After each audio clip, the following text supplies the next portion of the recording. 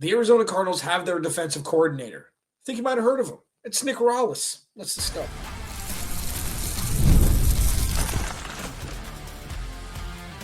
You are Locked On Cardinals, your daily Arizona Cardinals podcast.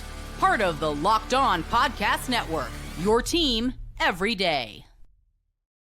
Cardinals, Alex Clancy here. Thanks for making Locked On Cardinals your first listen, part of the Locked On Podcast Network, now the #1 sports podcast platform. Thanks for the late night news dump, Michael Bidwell. The reports came out after 10 o'clock, 10:15 last night, that the Arizona Cardinals are going to be retaining Nick Rallis as their defensive coordinator. We're going to discuss all of it, okay? Social media initially, my DMs were met with pseudo outrage, uncertainty, just really not knowing which way is up. And I didn't necessarily feel the same way. So the coaching staff is completely filled out with Michael LaFleur, Nathaniel Hackett, and Nick Rallis. Let's give it a grade. The way too early, this is how it's going to go grade. I'll do that in the final segment. What are the negatives to bringing Nick Rallis back? Because there are some.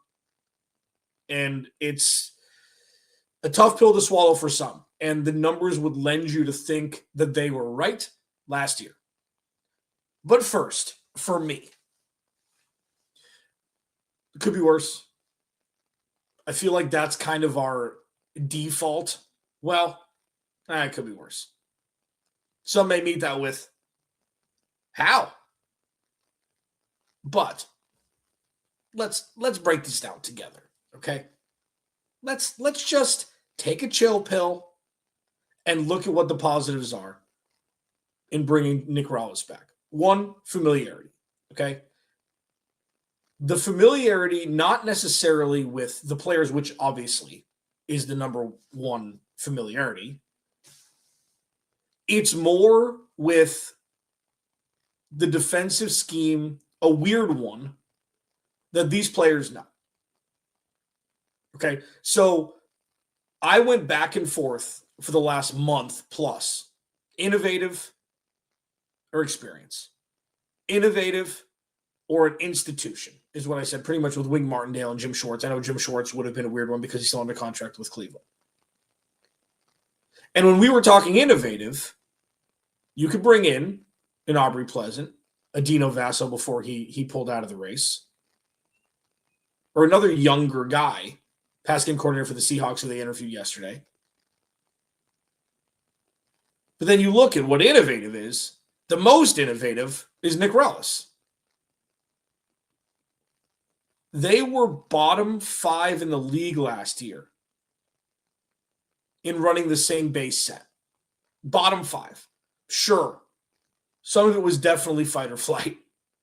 Some of it was, how do you get all of your best football players on the field on defense out of the top 11?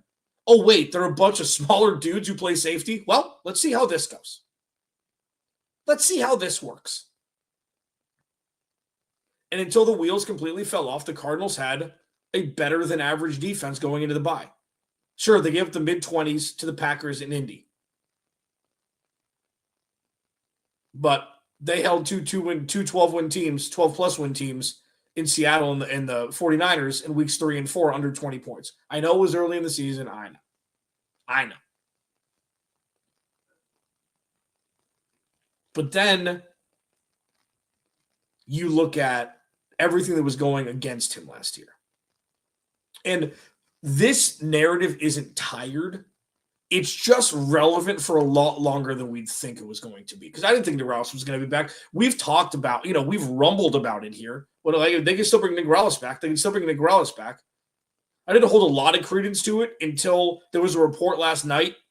And then half an hour later, it was solidified that he was going to return. So the positives are the innovation part is there. Now the execution part needs to be there. And when I get into the negative side, there's a couple things that drastically need to change, which is scary because we hadn't seen that last year through some guys that we definitely needed to see it last year. I think also a positive. This is a positive for Mike LaFleur too. It could turn out to wildly blow up in everybody's face if the Cardinals are giving up 30 points a game all year next year. But familiarity through Nick Rallis from Mike LaFleur, because he's automatically a coach who the players trust and who the players know. And if there was any sort of vitriol or pushback from anybody on the defensive side of the ball, we would have seen it last year, and Nick Rallis wouldn't be DC this year. So, yeah, no option was perfect. There wasn't this guiding light, perfect Ben Johnson of the defense out there who would come and sign with the Cardinals, let alone being out there at all. So when you have first-time DCs especially, it's like, yeah, I said this all offseason. There's going to be a Mike McDonald in this bunch. We just don't know who it is yet. Could it be Ben Johnson? Could it be Nick Rallis? Maybe. Is there a world where Nick Rallis spreading his wings after Jonathan Gannon is gone could be a benefit for the Cardinals? Sure. I never talked about injuries, ever. I prided myself on it. For years and years and years in this space, I said, injuries, you cannot blame injuries, you cannot blame injuries, you cannot blame injuries. Mid-year last year, when not only Garrett Williams, Walter Nolan hadn't played, Will Johnson was in and out, David Taylor Demerson was in and out. You know, when Mac Wilson went down, the entirety of the defense just crumbled. You kind of got to talk about it as a reason, not an excuse, a reason as to why things were why they were. And yes, it reached a fever pitch when the Cardinals were spiraling down to the ground and the Rams and Seahawks and 49ers were crescendoing in the NFC West. It looked bad. Yeah. It looked bad. That said, Nick Rallis is back. Who knows? Like, there's a couple things that need to be avoided, and you hope that they will be. One, that he's a one and done again. Not again, like that he's a one and done. You hope that the defense is not an absolute weakness on this team. And listen, to his credit, when he had a mostly healthy defense in 2024, they were pretty good. They were pretty good. And they had a run game. And yes, I will continue to bring the run game part up as to why the defense struggled, because if you have to throw the ball 50 times a game, it's not sustainable. It's not sustainable for any of the 22 players on the field.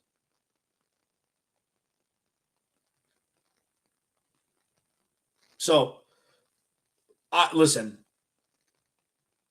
this isn't even a devil you know situation. I don't think this is a money situation where they wouldn't pay up for somebody else and you want to take the discount with Nick Rallis.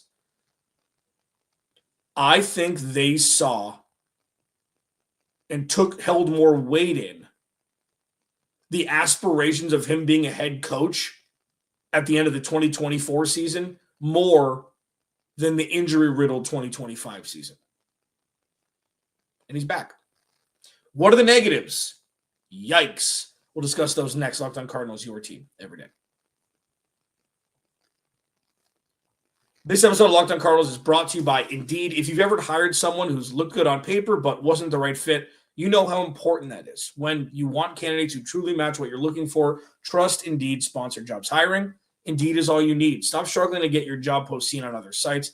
Indeed Sponsored Jobs puts your post at the top of the page and helps you reach the right candidates faster. If I needed to hire someone for the show, I go straight to Indeed and be very specific about what I need. Real experience, not just a resume buzzword. And instead of struggling to get your job post seen, Indeed Sponsored Jobs helps your listing stand out and reach quality candidates faster. Sponsored Jobs boost your post to the people who are the best match for the role, and that makes a real difference, man. Spend more time interviewing candidates who check all your boxes with less stress, less time, and more results using Indeed Sponsored Jobs. Listeners of this show get a $75 Sponsored Jobs credit to help Give your job the premium placement it deserves at Indeed.com/LockedOnNFL. Just go to Indeed.com/LockedOnNFL right now and support the show by saying you heard about Indeed on this podcast. Terms and conditions apply. Hiring.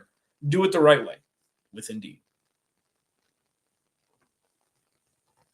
Please go to the YouTube channel. Search Locked On Arizona Cardinals. Hit that subscribe button, man. You know what we do here, man. Join the Everydayers Club. Link is in the description. Ad-free content. Members-only Discord.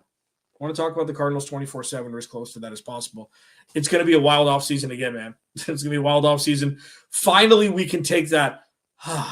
Checked another thing off the box. Checked another thing off the list. Just check that box. Just check that box. The negatives. They gave up 40 points per game multiple times after the bye last year. They seem to have lost their fastball after week 5 or 6.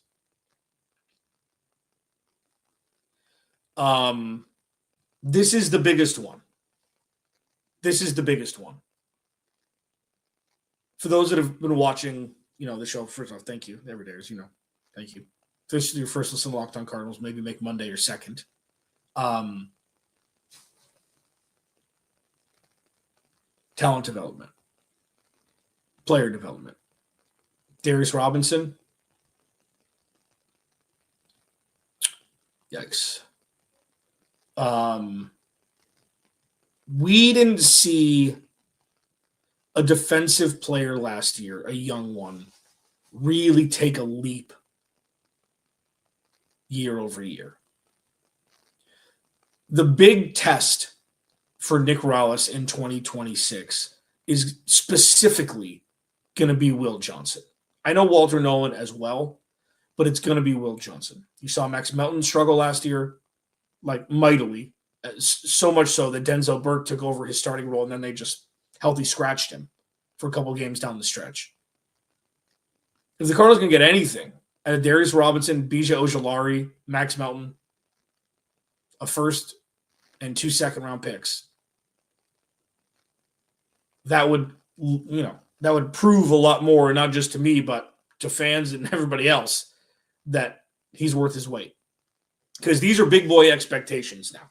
Being a defensive coordinator obviously has expectations every year, every team. Doesn't matter what the win-loss record is.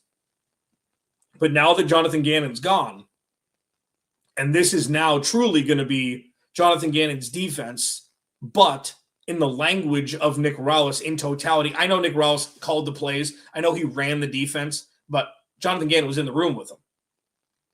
Ain't nobody going to be in the room with him now. Nick Rallis is going to have to go into the lab this offseason and build his defense from the mother language, the mother tongue of Jonathan Gannon's. But the talent development has to be there. You're going to bring in another draft class. I'm assuming they'll go offensive line at 3, but I've been surprised before. I'm sure they'll add a pass rusher during free agency, you'd hope. And then hopefully you can get, some sort of semblance of all of your players healthy week 1. Now, listen. With the injury part, I'll reiterate. It wasn't so much that every single important position player on defense was hurt at the same time. For a large chunk of the season, or for enough of the season to matter, it was. It was more so 1 week Garrett Williams is out. 1 week Walter Nolan's out. 1 week Will Johnson's out. 1 week Jalen Thompson's out. Davion Taylor-Deverson's out a couple games. Then Mac Wilson goes on IR. It's very difficult to get any sort of momentum on defense when you have a very, very important player missing each week, and it's a different player each week. And this is an original story. I know that. This isn't grasping at straws or making excuses or giving reasons as to why. It's part of it. Injuries happen to every single team. Other teams adjust. 49ers, blah, blah, blah. I know. The biggest thing that Nick Rallis needs to improve upon, and this will include his position coaches also, is developing talent and molding them to become the best that they, and like, we know that Walter Nolan has all pro level talent. Will Johnson has Pro Bowl, all pro level potential for Walter Nolan. I mean that as well. We've seen it in bursts. Calais Campbell is going to be around forever to protect everybody. Who knows, if he's gone, that's going to be a huge void. Even in his ripe old age of 39 last year? Talent development is the biggest thing. That's the most, outside of scheme, that's the most important thing for any coach. That's their literal job, is to develop talent, especially young talent.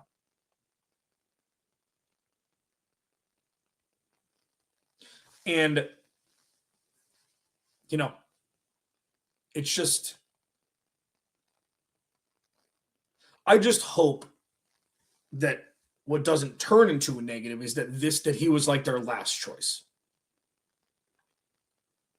What you hope is that they did their due diligence, but he was number one in the clubhouse, and they just wanted to see. I can't help but think, maybe this is giving maybe this is giving Michael Bidwell too much credit. Maybe this is me trying to mask Monty Ossenfort. I don't know.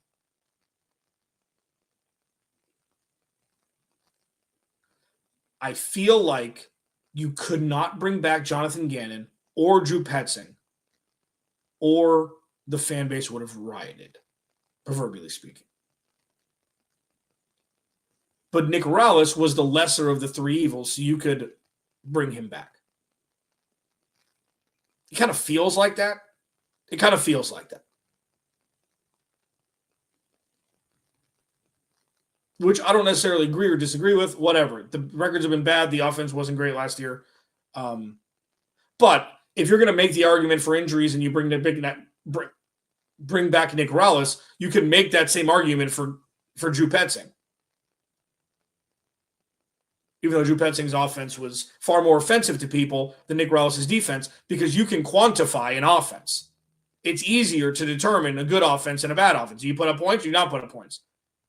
Is the quarterback good or not? Do you have a run game or not? Is Marv good or not? It's different with defense. It's just, they give this many points per game, they're bad. This many points per game, they're good. It's not always that simple. It's not always that simple. So, it's set. How's it look to you? Mike LaFleur, Nathaniel Hackett, Nick Rallis. On paper, yikes. In theory, though, and what they're looking to achieve, it's better. It's better. I'll console you, I promise. We're going to give a grade next.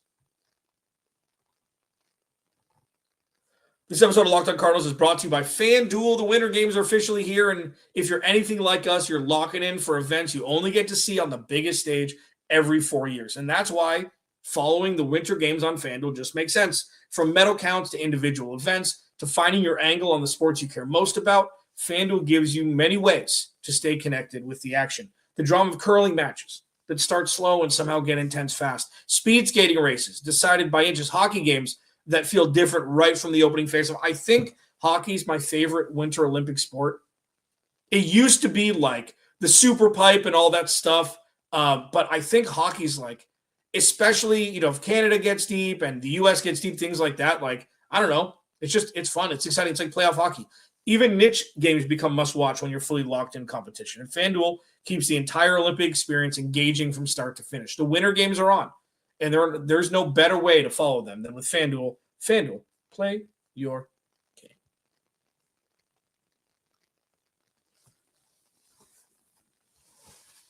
So, there were a couple other hires made.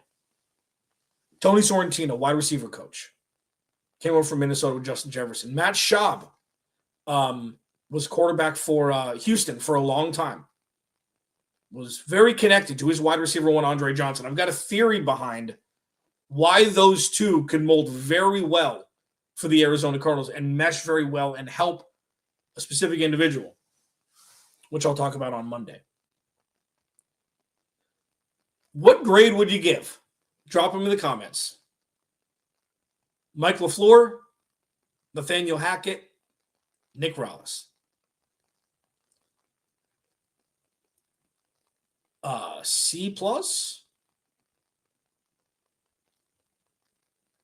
Like a conditional third-round pick that could potentially be a second?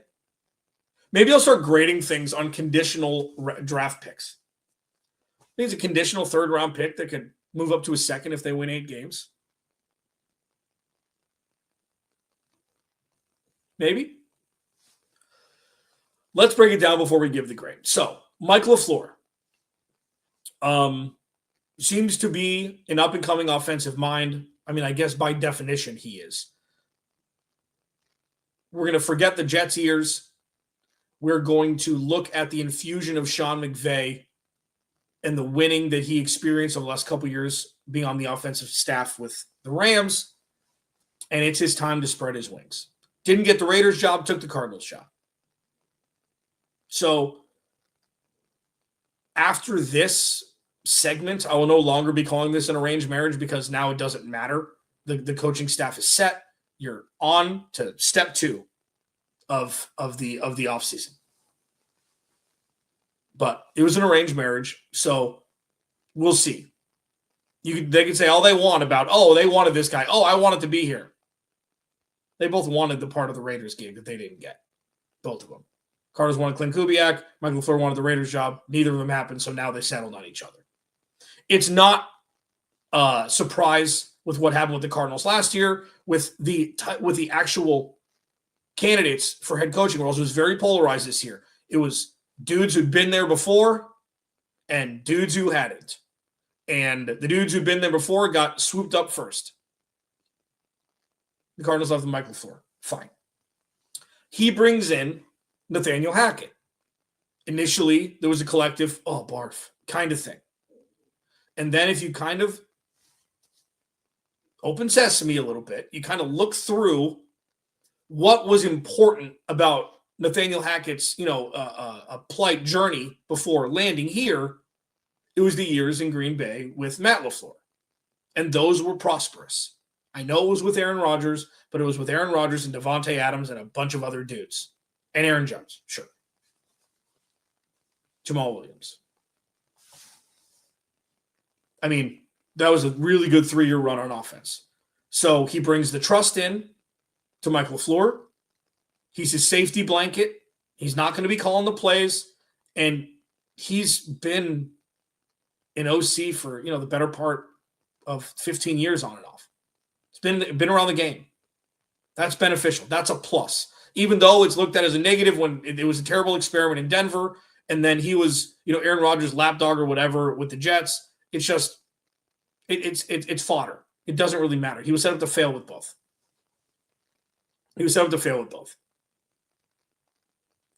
So that's positive. Okay. So I think we're neutral right now. Michael LaFleur isn't so much a negative.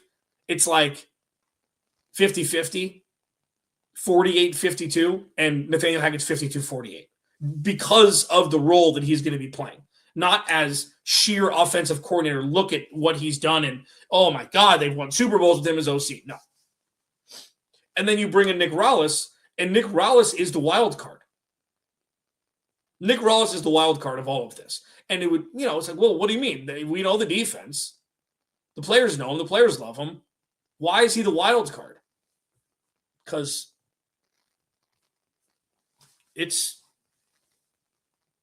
the defensive head coach. This is Nick Rallis' first head coaching job. Because he's got no safety net. Absolutely zero safety net. So either Nick Rallis is going to be a head coach in 2 years, or he's going to be fired from the Arizona Cardinals. I don't see one or the other. Like, either he excels and he's looked at it, it's like, yep, 2025 was a fluke. 2025 was an exception to the rule more so, and 2024 was the rule where the defense was actually better. And look at what they're doing in Arizona. He's got those young guys moving on defense, and let's give him a look. He's going to get interviews around this cycle, maybe not get a head coaching job in 2 years, but get interviews in 2 years. Or he's not going to be the Arizona Cardinals defensive coordinator in 2027. Like, those are the spectrums, and I feel like one of them will be met. You hope it's the former.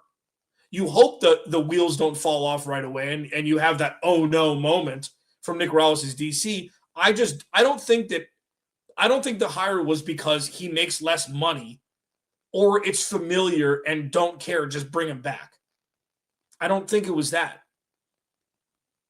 He very well may not have been their first choice, but he also wasn't their last. Otherwise, they would have just let him walk. We wouldn't have heard Nick Rallis' name again. They would have just let him walk. So, all that to be said, all that to say, I give it a C+, B-. You're grading on a curve here, man. They 100% were going to get any of their first choices. Nobody even wanted to look and see where Arizona was on a map this offseason. So when we constantly, go back and forth, it's like, oh, this is a terrible hire. Well, you got to kind of look at it in a different lens. You got to look and see who's gettable first. And the Cardinals may have found the next Liam Cohen or the next Kevin O'Connell. We don't know. We quite literally have zero empirical evidence to lend us to think one will happen more than the other. Quite literally zero. What we do know is Nathaniel Hackett, in some sort of semblance of this offense, thrived with Aaron Rodgers. Yes, Aaron Rodgers was an MVP, I know. Thrived nonetheless. Nick Rallis has one of the least boring defensive schemes in all of football.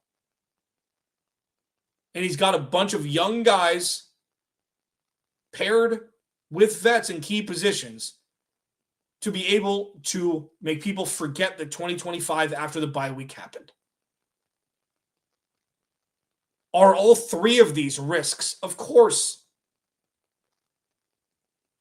The biggest outlier for all of this is going to be Nick Rallis. And it's like Nick Rallis got a promotion. Nobody's going to be there to save him. He needs to be in the lab every second of every day to put together the best defensive scheme he's ever thought of. Where it's going to be, again, this is how I kind of describe it. Jonathan Gannon's defense was United States English, and Nick Rallis' defense was UK English. It's the same language, but it's very different. This is Nick Rallis starting his own language. And he's going to be the head coach of the defense. So if there's going to be the biggest question mark, the biggest risk, it's the guy who was here last year. Not because of the 40 burgers after the bye, but because it's him and him alone on that side of the ball. Alex Clancy, Locked On Cardinals. Thanks for watching, man. And remember, without you, there is no Me Cardinals Squad show today at 4 o'clock. We'll go through this. We'll go through my theory about the wide receiver coach plus quarterback coach, among other things. We'll talk to you then.